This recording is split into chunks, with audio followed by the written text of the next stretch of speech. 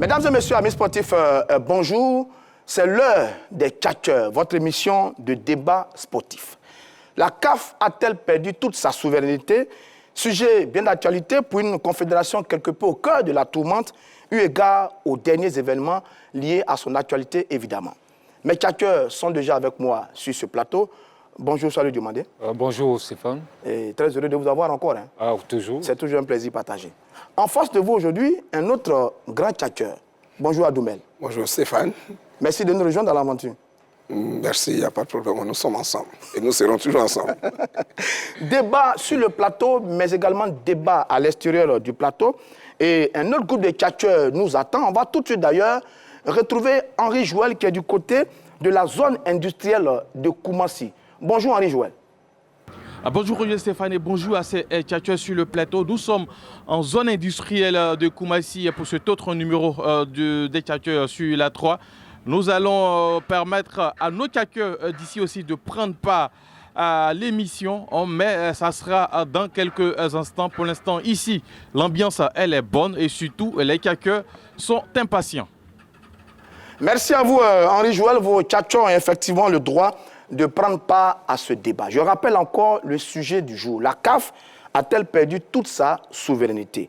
Nous allons essayer de comprendre le visage actuel de la fêtière continentale en matière de football parce que beaucoup de choses se disent depuis 2017, l'élection de Ahmad Ahmad à la tête de la Confédération africaine de football. Que se passe-t-il exactement? Élément vidéo. Le visage actuel de la Confédération africaine de football est peu reluisant. Entre suspension de son président et future élection aux allures de nomination, la CAF est en ce moment la risée du football mondial. En 2017, soutenu par Gianni Infantino, Ahmad Ahmad, à la surprise générale, le Malgache faisait mordre la poussière au géant Issa Yatou pour devenir le président de la CAF. Ces 4 années de mandat ont été très difficiles. Harcèlement sexuel, corruption, contrats douteux et enfin suspension. Le décor est vraiment triste. Le dernier épisode qui couronne le tout est lié à la prochaine élection du 12 mars prochain. 3 des 4 candidats, au départ, Jacques Anouma l'Ivoirien, le Sénégalais Augustin Senghor et Ahmed Yahya, le Mauritanien, ont rangé leurs ambitions pour accompagner le Sud-Africain Patrice Motsepe. Un scénario orchestré par la FIFA, Fédération internationale de football, association, fait dire à beaucoup que la CAF a perdu toute sa crédibilité. Vrai ou faux, chers catcheurs, n'ayez pas peur de l'ouvrir. Messieurs, voilà pour donc les dernières actualités concernant la CAF, la Confédération africaine de football. Nous allons faire un retour rapide sur le bilan d'Ahmad Ahmad. Il a été élu en 2017 pour 4 ans. Mandat assez compliqué, mon cher Soilou Diomandé. Quel bilan vous pouvez faire du mandat d'Ahmad Ahmad? Écoutez, je pense que c'est un bilan mitigé. Mitigé, c'est vrai qu'il est arrivé avec de grandes idées, avec un programme. Je me souviens très bien du symposium en 2017 au Maroc, où des décisions ont été arrêtées, notamment le glissement, le format de la Coupe d'Afrique des Nations qui a changé de 16, on est passé à 24. À 24 pays. À 24 pays. Il y a eu aussi au niveau des arbitres, il a augmenté les primes des arbitres. Et il y a eu même les primes de victoire au sein des compétitions du club, notamment la Ligue des Champions, la Coupe de la Confédération, même la Coupe d'Afrique des Nations seniors, où les primes ont été augmentées. Donc il y avait de très bonnes choses. Et puis il y a eu aussi à côté scandale. Scandale, problème de harcèlement sexuel, problème de corruption, problème de contrats douteux. Il y a eu beaucoup de choses. Et puis au finish, je pense que Ahmad Ahmad n'a pas su marquer son passage à la tête de la Confédération africaine de football. Pour moi, le bilan est franchement mitigé. Oui, bilan difficile. On se souvient de la démission de Moussa Biliti, le président de la Fédération libérienne de football, qui est sorti du comité d'urgence. On se souvient de la fameuse finale de la Ligue des Champions entre le WAC et l'Espoir de Tunis. Bien d'événements qui ont terni, mon cher Adoumel, le visage, ou bien le mandat d'Ahmad Ahmad à la tête de la Confédération africaine de football. Oui, il faut le dire, Stéphane, autant il a fait des bonnes choses, autant il en a fait de mauvais. Je crois que c'est comme dans toute entreprise, c'est comme dans toute gestion, il y a des choses qui sont bien et des choses qui ne sont pas bien. Bon, malheureusement, au au fur et à mesure qu'on avançait, je crois que Ahmad était en train de s'enliser. Il était totalement en difficulté. Je pense que c'est une très bonne porte de sortie pour lui. Une bonne porte de sortie, hein? Oui. Avec sa fin, là? Oui, non, une bonne porte de sortie pour lui parce que, quoi qu'on dise, il sort, non pas par la cheminée, hein, il sort par la petite porte. Non, écoutez, il vaut mieux sortir par la petite porte que par la cheminée. Je crois que, mais parce qu'il a dit qu'on compte les bonnes choses qu'il a eu à faire, c'est déjà comptable, c'est déjà très intéressant. Je pense plutôt que Ahmad a été humilié. Et je l'ai souvent dit, c'est quand même, pour moi, depuis 1957, c'est l'un des pires présidents de la CAF qu'on ait connu. Franchement, il faut le dire tout net. Parce que depuis 1957, quand vous reprenez la liste des présidents qui se sont succédés à la tête de la Confédération africaine de football, je pense que Ahmad, pour moi, il a été le pire des présidents. Oui, je suis totalement d'avis avec lui. C'est ce que je dis. Je dis, en plus de ce qu'il a dit, je veux dire les bonnes actions qu'il a menées, parce que n'oublie pas que c'est sous sa figure quand même que l'accord de siège a été signé en Égypte. N'oublions pas aussi que les droits télé ont évolué, ont augmenté. Tout ça. Et puis, il y a eu les scandales. Aujourd'hui, quand on prend les actes qu'il a posés et puis les scandales qui ont suivi, cela veut dire qu'il a été mauvais. Mais maintenant, vous savez que dans les notes, il y a, quand on note, il y a le nul, et puis il y a le bon côté et le mauvais côté naturel. Voilà, et puis il y a le mauvais. Donc, il n'a pas été, quand je dis, totalement nul, mais il est sorti par la petite porte parce qu'il est noté mauvais. Pour finir avec ça, Swalio, Amfami, son ancien secrétaire général, a envoyé des dossiers compromettants à la Fédération internationale de football. 4 femmes ont porté plainte pour harcèlement sexuel. Ensuite, Ahmad lui-même a été interpellé en 2019 en France. Tout ça, ça fait beaucoup pour un président d'une confédération qui est l'une des, j'ai envie de dire, entre guillemets, l'une des plus puissantes au monde quand même, en termes de nombre, bien entendu. Oui, absolument, c'est quand même énorme, parce que lorsqu'il arrivait, on a parlé de redorer l'image de la Confédération africaine de football, parce que les adversaires de Issa Hayatou ont dit que Hayatou... tout le monde dénonçait les pratiques d'Hayatou. Donc pour nous, Ahmad devait incarner ce renouveau de la Confédération africaine de football. Mais ce n'a pas été le cas. Tout à l'heure, il dit qu'il est sorti par la petite porte, qu'il est sorti par la cheminée. Je dis plutôt qu'il n'est pas sorti par la cheminée. Oui, il n'est pas sorti par la cheminée, oui, par la petite porte, mais je dirais plutôt que pour moi, c'est vraiment un désastre. Oui, mais bien sûr, ça, son passage à la tête de la CAF, c'est vraiment un désastre. D'accord, allez, on va laisser de côté maintenant le fameux mandat d'Ahmad Ahmad pour entrer de plein pied dans le sujet. La CAF a-t-elle perdu toute sa souveraineté? Adoumel. Oh non, la souveraineté, c'est quoi? Quand on définit la souveraineté, c'est le caractère d'un État qui n'est soumis à aucun autre État. D'accord. OK. Donc la CAF garde toutes ses structures en place. Et n'oubliez pas que le prochain président de la CAF sera un Africain. D'accord. Indubitablement, ça ne se discute pas. Le siège de la CAF ne sera pas transféré ailleurs que sur le continent africain. Donc il demeurera au Caire toujours. Donc sur ces deux plans déjà, quelle souveraineté la CAF a-t-elle perdue? Rien du tout. Voilà. Il y a eu changement, il y aura des changements d'hommes, mais c'est tout à fait normal parce que quand vous prenez de 1957 à aujourd'hui, il y a eu des changements de président. Donc, moi, je pense que l'élément nouveau, c'est le fait qu'on soit allé au consensus. Les Africains ne sont pas habitués à cela. Mais Adoumel, oui. Quand Infantino fait élire un président en 2017, qu'il le jette presque après, et qu'en 2021, il propose un nouveau bureau à la tête de la Confédération africaine de football, quand vous dites qu'on a encore notre souveraineté, j'ai un peu peur. Non, mais ce que vous devez comprendre, c'est que Stéphane, Infantino fait, vous dites bien, des propositions qui ont été entérinées par les candidats eux-mêmes. Que voulez-vous d'autre? Parce que n'oubliez pas que par le passé, on sortait des élections, prenons même les élections de 2017, c'était source de division. Et c'est ce qui a conduit jusqu'à la mise en place de comités de normalisation dans certains pays. Est-ce que vous voyez? Mais je veux dire, est-ce que les hommes, ce sont des propositions qu'il fait, à partir du moment où les Africains n'ont pas pu s'entendre et qu'il vient faire une proposition, est-ce que c'est mauvais? D'accord. Soit le demander sur la souveraineté de la CAF. Non, mais moi, je ne partage pas son point de vue. Il faut le dire tout net.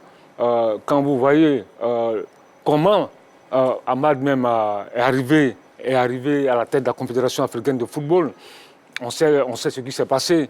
Il y a eu cette fameuse réunion qu'on appelle à l'est de l'Afrique, au sein de la COSAFA. Au COSAFA. Ensuite, cette année, c'était le même scénario, le même mode opératoire. C'est-à-dire qu'Infantino qui manœuvre pour imposer quelqu'un à la tête de la Confédération africaine de football. Et puis, n'oubliez pas l'audit.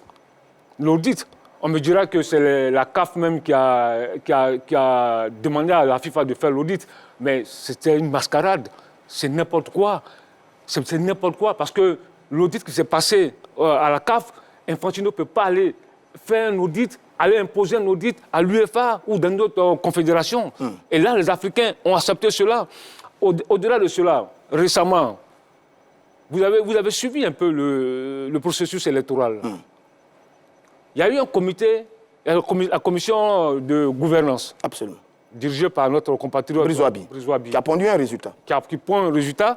Et la FIFA se permet de dire non, que c'est elle qui doit valider les décisions de la commission de gouvernance. Je dis, mais attention, il y a quelque chose qui ne va pas. Là, moi, franchement, j'ai dit que la CAF a perdu toute sa légitimité. Mais je me demande même s'il ne faut pas dissoudre cette confédération. Oui, mais c'est vrai. On peut aller jusqu'à là. Parce que là, ce à quoi on assiste, c'est gravissime. C'est gravissime. Et voilà, on dit le schéma. Quelqu'un se lève, il y a une élection, laisse aller. Il y a un processus qui est engagé, il se permet de réclamer les dossiers et de valider les candidatures. De récupérer les dossiers, il se permet d'organiser un accord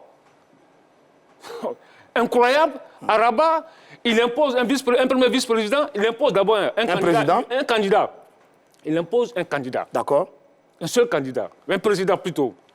Un premier vice-président. Un deuxième vice-président. Et un conseiller spécial. Et un conseiller spécial. C'est grave. Moi, je n'ai jamais vu ça. Adoumel. C'est vraiment du n'importe quoi. Vous savez les Africains sont dans l'émotion, la passion. Ça, lui est dans l'émotion? Oui. Non, mais dans l'émotion des Africains en général. Non, mais quand tu dis que quand tu dis que les Africains sont dans l'émotion, c'est-à-dire que tu veux dire que je suis dans l'émotion, mais les faits que j'énumère, c'est les faits qui sont palpables. Donc, il n'y a pas d'émotion, en ce que je sache. Tu peux me laisser parler? Je dis que les Africains sont dans l'émotion, la passion et la sensation. Je vous ai dit tout à l'heure que Infantino Gianni, face à l'incompréhension des Africains, face à la capacité des Africains de se choisir un candidat, parce qu'on voulait aller aux élections avec les candidats, mais ça aussi, je dirais, un acte de démocratie que de trouver un consensus. Tout le temps avec, oui, bien sûr. Mais quand vous prenez l'Union africaine, ce n'est pas consensus qu'on trouve le président de la Commission de l'Union africaine. Ce n'est pas consensus qu'on trouve le président de l'Union africaine au niveau des chefs d'État. Est-ce que ce n'est pas aussi un mode de démocratie? Je dis et je le répète, les Africains n'ont pas pu s'entendre. Lui, il vient, il fait une proposition. Ils n'ont pas pu s'entendre comme Adoumel. Ils voulaient les élections. Non, mais écoute-moi. Ils voulaient tous aller aux élections. Vous savez que les élections en Afrique est toujours source de division. Laisse-moi. Tu as eu la parole, laisse-moi parler. Donc, il a fait des propositions qui ont été entérinées par les candidats eux-mêmes. Si les candidats n'avaient pas voulu, je crois qu'on serait allé. Mais je vous dis que quand on sort des élections, il y a toujours des problèmes. Mais est-ce que dans le fond, les candidats ne voulaient pas aller aux élections? Est-ce que dans le fond, Infantino n'a pas utilisé un pouvoir qu'il a pour imposer ce schéma? Mais Stéphane, qu'est-ce qui les empêchait de dire non? Mais à partir du moment où ils acceptent, ça veut dire qu'ils voulaient aussi aller au consensus. Mais voilà la réalité du problème. Maintenant, il fait des propositions qui ont été entérinées. Pourquoi vous en voulez à Infantino? Soit le demandé, sur ce qu'il dit, il n'a pas tout à fait tort quand même, parce que j'estime aussi que, quoi qu'on dise, ce sont les Africains qui décident. Infantino n'a rien imposé, il n'a fait que proposer. Il propose, mais quand il propose, derrière, on sait ce qui se passe. Ouais. On sait ce qui se passe. Non, on sait ce qui se passe. Le candidat Jacques Anouma, lorsqu'il a tenté de se montrer résistant, vous avez vu... Il a dénoncé l'accord. Vous avez vu le communiqué qui est sorti? Il y a la commission de gouvernance de la FIFA qui dit que M. Jacques Anouma doit justifier un fonds qu'il aurait reçu du gouvernement... Pour financer sa campagne. À hauteur de 10 milliards de francs CFA. Mais c'est incroyable. Vous voyez, ça c'est l'épée de Damoclès. C'est la menace souterraine. Je dis que c'est vrai ce qu'il dit, lorsqu'il dit qu'il fait des propositions. Mais c'est des propositions voilées. C'est des propositions voilées. Et ce monsieur, aujourd'hui, je le dis, je le répète, la CAF a perdu toute sa crédibilité, la CAF a perdu toute sa souveraineté. Et je le dis, je le répète, cette CAF-là, il faut la dissoudre. En 30 secondes avant de retrouver Henri Joël, Adoumel, suis ça. Stéphane, quel est le pays africain ou le président d'une fédération qui s'est opposé un seul instant aux réformes proposées par, disons, la proposition... Il n'y en a pas du tout. On n'a entendu personne. On n'a entendu personne. Ça veut dire tout simplement qu'ils sont d'accord. Qui ne dit rien consent. Qui ne dit rien consent. Mais pourquoi aucun président? L'ancien président de la fédération de la Guinée-Bissau, qui s'était opposé déjà, qui avait vu venir cette crise, qui s'est opposé, il a été suspendu, il a été radié par la FIFA. Mais Choualou, c'est que non, c'est une précision. C'est l'ancien président de la fédération de la Guinée-Bissau qui avait vu venir ce schéma-là. C'était avait commencé à s'opposer. Et qu'est-ce qu'il a dit? Qu'est-ce qu'il a dit? Non, mais déjà, il avait vu venir. C'était en quelle année déjà? C'était l'année dernière. Oui, en 2021. Et moi, j'ai eu le privilège de l'interroger déjà à la Coupe d'Afrique des Nations en 2019. Oui. Et déjà, ce scénario-là qui s'est présenté, la même épée, il avait déjà dénoncé. D'accord, mais je te rappelle. On reviendra à vous. On doit prendre Henri Joël. On prend Henri Joël. Rapidement. 30 secondes. Ce monsieur, j'ai causé avec lui, le président de la fédération rapidement. Bissau de football. J'ai causé avec lui aussi au Caire. Mais c'est de tout temps, depuis qu'il est au comité exécutif, même avant qu'il ne soit au comité, qui grogne. Donc ce n'est pas nouveau. D'accord. Mais est-ce que le problème est le même? D'accord, on y reviendra. Il y en a Henri Joël qui est en ligne du côté de la zone industrielle de Koumassi avec ses tchatcheurs. Henri Joël, on vient à vous maintenant. Le débat ici, tout comme sur le plateau, est houleux. Place à M. Aziz et à M. Diallo. On va commencer avec M. Aziz. M. Aziz, la même question pour vous. Est-ce que vous pensez que la CAF a perdu sa souveraineté? Oui, la CAF a perdu sa souveraineté. Parce que, pourquoi? La CAF, c'est une confédération. La FIFA, c'est une confédération. Donc la FIFA ne doit pas prendre décision au-dessus de la CAF. Ce n'est pas normal. La CAF a perdu sa souveraineté. Mais est-ce que les responsables ou les candidats étaient obligés d'accepter la proposition de la FIFA? Non, ils ne sont pas obligés. C'est ce que je viens de dire. Puisque les candidats eux-mêmes doivent se révolter pour dire à la FIFA qu'on n'est pas d'accord. On ne doit plus accepter ça. Voilà. La CAF, c'est une fédération. Voilà, il doit prendre ses responsabilités, il ne doit pas s'asseoir pour que la FIFA vienne proposer un candidat. Ça ne doit plus se passer comme ça. Mais les candidats ont déjà accepté cette proposition de la FIFA. Ce n'est pas normal. Il ne doit pas accepter. Ce n'est pas normal. C'est pas normal. Alors, M. Aziz vient de le dire, ce n'est pas normal que la FIFA impose un candidat au niveau de la Confédération africaine de football. Est-ce que vous êtes d'avis avec lui? Oui, je suis très d'avis avec lui. Parce que ce problème est là il y a très longtemps. Le problème des CAF là il y a très longtemps. C'est ça, en fait, ça fatigue les Ivoiriens. Il y a longtemps envie de ces problèmes-là. Donc, en tout cas, si le gouvernement a trouvé une solution, mais la CAF a trouvé une solution pour changer, en tout cas, ça nous aidera, nous les Ivoiriens. Vous dites qu'il y a longtemps que ce problème existe. Alors, depuis quand, selon vous, depuis quand ce problème existe? Bon, depuis le départ des Aranouma, c'est ce que moi je constate. Parce que depuis, la CAF a toujours un problème, donc en tout cas, on veut que les gens la FIFA n'aura pas trouvé une solution pour essayer de s'entendre, puis tout ça n'a pas passé. Il y a trop de parler. En fait, c'est pas normal qu'ils viennent nous exposer ce qu'ils veulent que nous on soit fait. C'est pas normal. Mais est-ce que aussi on était obligé d'accepter? Non, on n'est pas obligé d'accepter. Mais on l'a fait quand même. C'est qu'il y a quelque chose qui est caché en bas. On ne peut pas accepter. Mais ce qui est caché en bas, c'est que nous, les Ivoiriens veulent voir. Il faut que ça cesse, quoi. C'est trop, c'est trop. Voilà, c'est ce que moi je veux dire. Alors je dirais, pour conclure, je prendrai ces mots. Trop c'est trop, voilà, c'est ce que les débatteurs ici ou les tchatcheurs ici ont donné comme avis. En tout cas, on espère que le débat se poursuivra sur le plateau avec les tchatcheurs présents aujourd'hui. On vous a compris, Henri Joël, trop c'est trop. Adoumel, ils sont unanimes, hein, M. Aziz et l'autre là, ils sont unanimes. Ils disent que oui, vraisemblablement, la Confédération a perdu toute sa souveraineté et vous dites non. Roger, moi, Stéphane, je ne vous comprends pas. D'un côté, on dit que la CAF a perdu sa souveraineté et on dit qu'Ahmad Ahmad s'est révolté. Vous savez pourquoi j'ai dit tout à l'heure qu'Ahmad Ahmad est sorti par la petite porte et non pas par la cheminée? D'accord. Parce qu'à un certain moment, il a dit non. On a dit que c'est lui c'est Motsepe c'est Infantino qui a imposé Ahmad Ahmad. Mais il a dit non. Il a dit non, ça veut dire qu'il gardait sa souveraineté. Pendant 4 ans, il a dit non.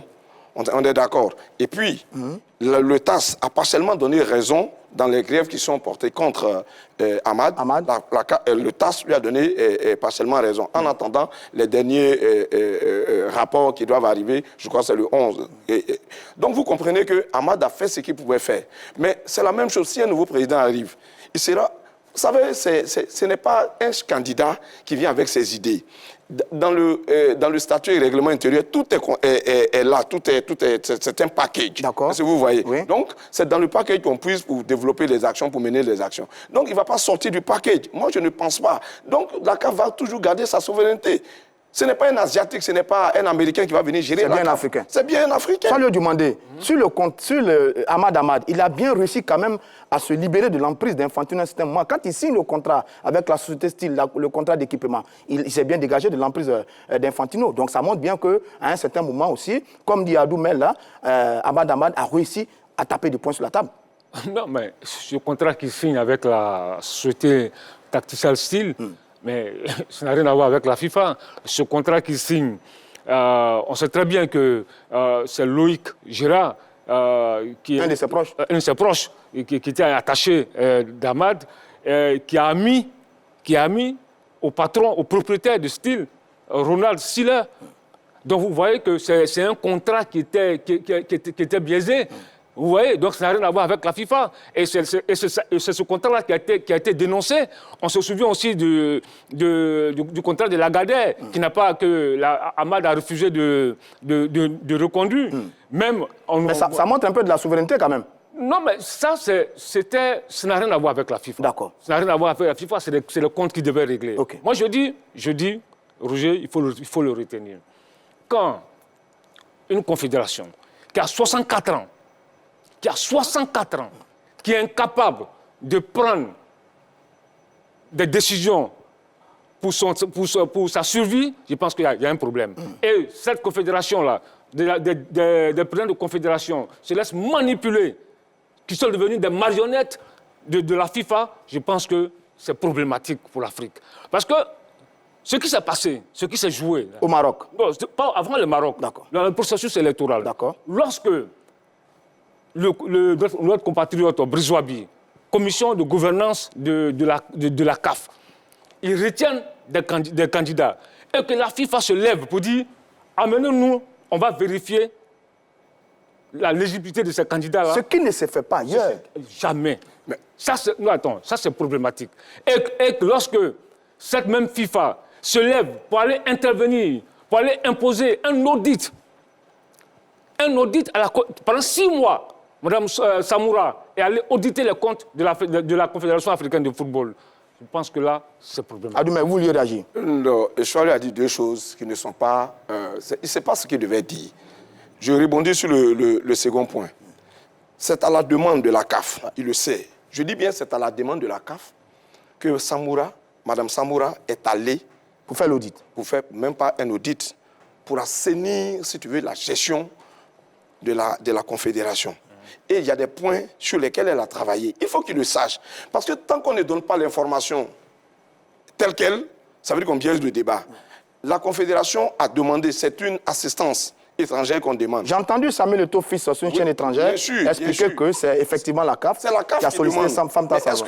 Est-ce qu'il y a quelque chose de honteux que de dire à la Fédération, par exemple, française de football, de nous envoyer des techniciens pour un stage de formation de nos entraîneurs, etc. Il n'y a pas de honte. Donc, et puis n'oublions pas, je n'ai pas encore fini. Je n'ai pas encore fini. Vas-y. La Fédération internationale, elle est au-dessus de toutes les confédérations. Et je reviens encore, donc je reviens sur le premier sujet. Quand vous êtes président de la Confédération africaine de football, d'une confédération, vous êtes d'office vice-président de la FIFA. Donc dans les tests, je dis bien dans les tests qu'il faut qu'il revoie, la FIFA a un droit de regard pour nommer et pour voir l'éligibilité. Parce qu'il ne faut pas qu'il soit élu, et puis une fois arrivé à la FIFA, que cela pose problème. Et d'ailleurs, c'est pourquoi, quand la commission de gouvernance donne un premier G, les gens qui ne sont pas satisfaits, quand la FIFA rejette les candidatures, ils ont le droit d'aller au TAS.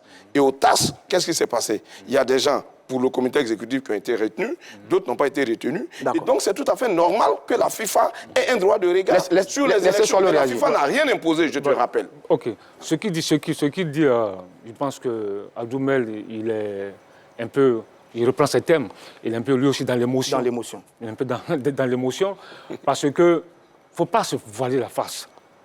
Quand tu dis que c'est à la demande de la CAF, tout ça, ce sont des histoires. Est-ce que ça s'est fait ailleurs? Non, c'est n'importe quoi. Mais laisse-moi parler. Oui ou non, laisse-moi c'est à la demande de la CAF. Les courriers sont là. Mais ne pas le dire, laisse-moi. Tu penses que si M. Hayatou était encore président de la Confédération africaine de football, il allait permettre cet audit? J'ai envie de répondre jamais. Jamais de la vie. C'était de la mascarade pour nous dire non, c'était un habillage pour nous dire non, c'est la demande de la CAF que l'audit. Non, il faut... Mais elle a été bien chassée aussi par Ahmad Ahmad, à un certain moment. Qui ça? Fatma Samboura. Bon, attends, une chose est certaine. Et puis quand tu dis que c'est pour assainir les comptes de la CAF, donc les Africains sont incapables d'assainir. Donc, il n'y a pas d'Africain capable de s'asseoir, de réfléchir à une bonne gouvernance de la Confédération africaine de football. Il faut que la FIFA vienne intervenir à ce niveau-là. Donc, l'Afrique est incapable de restructurer sa propre confédération. On vous a compris. C'est problématique. On va aller rapidement pour oui, trouver Stéphane, oui. Tu as le m'étonne. Il faut qu'il me prouve par A plus B qu'il n'y a pas eu de courrier et que c'est une mascarade. C'est ce que j'attends. Non. Parce qu'en Afrique, tous les actes que vous allez poser... Le courrier, c'est l'habillage. Non, mais parce qu'en Afrique, le courrier, c'est l'habillage. Le courrier, c'est l'habillage. Je te dis une chose. Monsieur Hayatou n'aurait jamais accepté... Vous voulez qu'on fasse le bilan de M. Hayatou aussi? On le fera une prochaine fois. Oui, on le fera une prochaine fois. On le fera une prochaine fois. Mais vraiment en 30 secondes, Adoumel. Mais je dis qu'il me montre un test ou bien quelque chose qui montre que c'est de la mascarade. Il dit c'est de l'habillage. Oui, mais de l'habillage, qu'il me prouve. Il faut qu'il me donne les preuves. Moi, je dis les courriers existent. Maintenant, quand elle arrive, elle n'est pas... Mais quand on parle d'audit, audit, ce n'est pas nécessairement pour incriminer X ou Y. C'est pour faire l'état des lieux. Elle est venue faire l'état des lieux. Et tout à l'heure... Ah, mais oui, mais après... On a vu les résultats. Oui, mais parce on a vu les résultats. Ils ont eu la latitude de fouiller dans tous les cahiers financiers de la Confédération. On va conclure. On a vu les résultats. Monsieur, on a vu les résultats. On va conclure. On va prendre Solio, on va prendre Henri Joël. Adoumel. Parcellaire de l'audit. Non, mais tu crois que tu es en train de citer des choses. Solio. Je ne peux pas te laisser raconter n'importe quoi. Voilà, Solio, on vous a bien compris, monsieur. On reviendra. Adoumel, on reviendra. Adoumel a commis des erreurs au plan financier. Mais c'est tout à fait normal. On reviendra, Adoumel. Adoumel. Ton problème. Alors on le dégage, tu te plains. On le dégage pas, tu te plains. Moi, je ne sais pas où tu vas. Je ne me plains pas. Je ne me plains pas pourquoi dégager. J'ai dit il faut que les Africains apprennent à prendre leurs responsabilités. Très bien. Henri Joël, on va prendre rapidement la conclusion d'Henri Joël du côté de la zone industrielle de Koumassi. Henri Joël.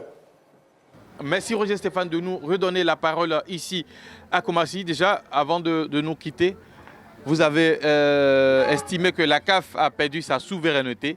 Qu'est-ce qu'on doit faire selon vous? On doit prendre nos propositions. Nos dirigeants doivent prendre les décisions pour dire non. On n'en veut plus, on en a mal. En tant que la FIFA et puis la CAF, la FIFA ne doit pas venir s'imposer à un candidat à la CAF. Merci, monsieur Aziz. Et puis, pour conclure, alors, qu'est-ce qu'on doit faire puisque vous avez décrié cet état de fait-là, qu'est-ce qu'on doit faire? Bon, ce qu'on doit faire ici, je suis vraiment d'accord avec ce que les grands frères viennent de dire. Mais ce qu'on doit faire, la CAF a un président. Il faut que le président doit savoir prendre ses propres décisions. Maintenant, on ne doit pas vivre sur le suivi de la FIFA, ce n'est pas normal. Donc, en fait, on aura essayé de voir que les Ivoiriens sont vraiment fatigués de ça. Merci à Roger Stéphane. On se retrouve pour d'autres moments de sport, pour d'autres moments des tchatcheurs, et ça sera peut-être dans une autre commune.